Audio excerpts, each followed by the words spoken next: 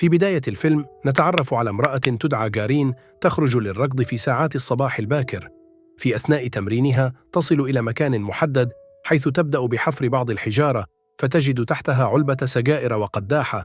تشعل جارين إحدى السجائر هناك. نكتشف لاحقاً أن جارين تعمل معلمة في مدرسة تقدم فيها تعليماً دينياً لطلابها، وهي أيضاً متزوجة من رجل يدعى جيرالد، وهو كاهن متدين. حياة جيرالد متجذرة في الإيمان، مما دفع جارين لتدريس دروس الدين في المدرسة. هارين وجيرالد والدا ولداً يدعى فلورنس، ويريد جيرالد أن يسلك ابنه هو الآخر طريق الإيمان. يتضمن روتينه اليومي اصطحاب فلورنس إلى الكنيسة كل صباح، والتأكد من أن ابنه لا يعرض نفسه للعالم كما يفعل الآخرون. هذا التدين من جانب جيرالد يثير استياء هارين، التي تعتقد أن فلورنس يجب أن تتمتع بحرية اختيار طريقها الخاص. مع ذلك تشعر هارين بالعجز عن التعبير عن مشاعرها لجيرالد، الذي يمارس رقابة صارمة على عائلتها. يسبب هذا الوضع إحباطاً لأرين ويدفعها للتدخين سراً. هكذا تقضي أيامها. في أحد الأيام تخبرها مديرة المدرسة عن طالب جديد يدعى دريك انضم إلى الفصل طوال العام الدراسي. دريك من ألمانيا، وانتقل إلى العيش مع جده الذي أصر على التحاقه بالمدرسة حتى لا يرغب في العام الدراسي.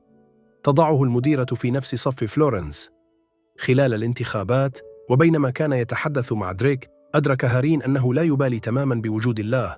في مدرسته السابقة كان لديه مقرر ديني لم يعجبها إطلاقاً. لاحقاً بينما كانت هارين تقود سيارتها ليلاً، صادفت دريك على الطريق وهو يدخن سيجارة. قررت ألا تقول شيئاً. أوقفت سيارتها ببساطة وبقيت متأملة، ثم أخذت دريك إلى المكان الذي اعتادت أن تدخن فيه، وهناك بدأ كلاهما في مشاركة سيجارة في أثناء حديثهما. قبلها دريك فجأة، لكن هارين حذرته من تكرار ذلك عند سماعه. ابتعد دريك عندما وصلت جارين إلى المنزل. لم تستطع التوقف عن التفكير فيه. في صباح اليوم التالي، بعد الخروج للركض والعودة إلى المنزل، اكتشفت أن دريك قد وصل لمساعدة فلورنس في مشروع كيمياء مستخدمة، هذا السبب كذريعة. حاول دريك الاقتراب من هارين وهي تضغط على البوق. حاول دريك تقبيلها من الخلف، مما دفع هارين لدفعه بقوة، مما تسبب في إصابته. عندما أدركت ما حدث، رافقته إلى المنزل وحثته على ألا يتصرف بهذه الطريقة مجدداً، لكن دريك تجاهل تحذيراتها وبدأ بمداعبتها، مما أيقظ في هارين شعوراً بالمتعة. في تلك اللحظة مرت سيارة بجانبهما، مما سمح لها هارين بتهدئة نفسها والتحكم في مشاعرها. في اليوم التالي تغيب هارين عن اعترافها في الكنيسة. عندما سألها جيرالد عن السبب، أجابت بأنه ليس لديها ما تعترف به. لاحقاً ذهب هارين وجيرالد لتناول الغداء مع والديها.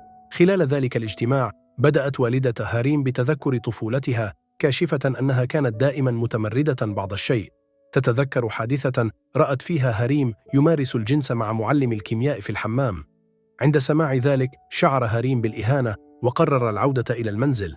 بدل هاتفه بهاتف فلورنس واتصل بدريك عندما تلقى رسالته. وصل أريم إلى المكان المتفق عليه. اصطحبه هاريم إلى منطقة جبلية، حيث بدأ كلاهما في إقامة علاقة حميمة في السيارة، مستمتعين بالتجربة. بعد هذا اللقاء عاد إلى المنزل وأعاد هاتف فلورنسا، مبرراً ذلك بأنه أخذه سهواً. ذكرت فلورنس أن هاتفها مزود بتطبيق العثور على هاتفي الذي مكنها من تتبع جارين في الجبال. ثم ادعى هاريس أنه لم يخرج من سيارته تلك الليلة لتبرير غيابه. زعم هاريس أنه كان مع صديق عندما طلب جيرالد من صديقته تصفيف شعرها. خشيت أرين أن يكتشف حقيقة مكانها، لذلك في صباح اليوم التالي اقتربت من صديقتها وطلبت منها أن تكذب على جيرالد قائلة إن صديقهما الذي يعلم بأمر دريك قضى الليلة معا. لا يستطيع هاريم خداع جيرالد وهو كاهن. بعد أن علم هاريم بما حدث، ذهب للبحث عن دريك وحذره من أن جيرالد يعلم بالفعل بزيارتهما للجبال الليلة الماضية، وأنهما لن يلتقيا مجددا بعد المدرسة. رأى هاريم دريك يصطحب فلورنس إلى مكان ما عندما لم يعد إلى المنزل، فشعر هاريم بالقلق، ويحاول جيرالد أيضا الاتصال بها. يذهب هاريم إلى منزل دريك ويكتشف وجود حفلة. يجد فلورنس تشرب وتتجول في الشوارع. عند رؤية ذلك يدرك هاريس أن دريك قد تلاعب بالموقف، مما يثير غضب دريك. يوضح أنه فعل كل ذلك بدافع الحب، فهما مغرمان. ومع ذلك تخبره هاريس أن الليلة التي قضياها معا كانت خطأ، وأن علاقتهما انتهت. أمسكت بفلورنس وبدأت بالمشي بعيداً وحثتها على الكذب على جيرالد، مدعية أنها كانت في حفلة مع أصدقائها في اليوم التالي.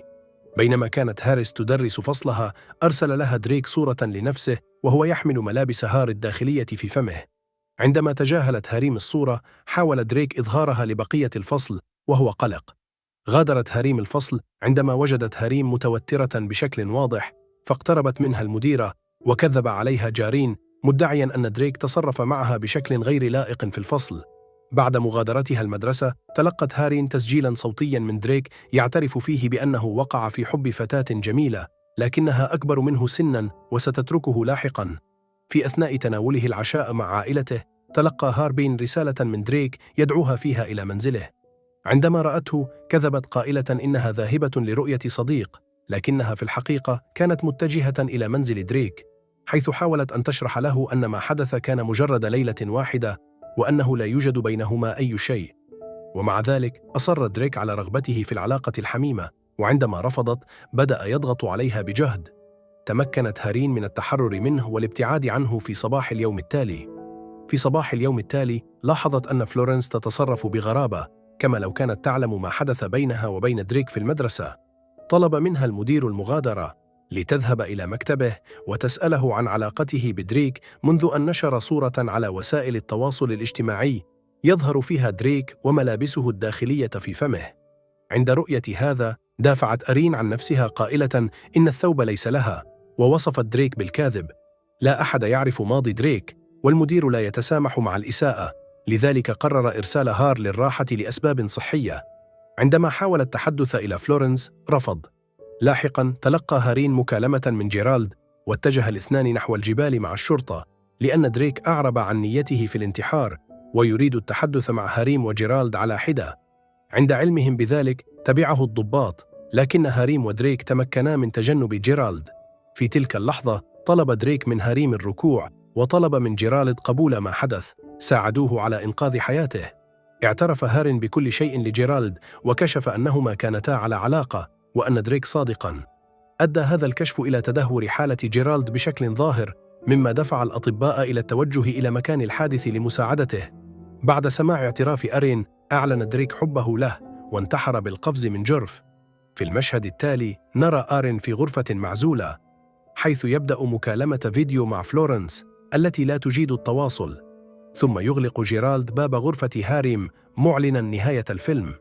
لذا شاركونا آراءكم. إلى اللقاء.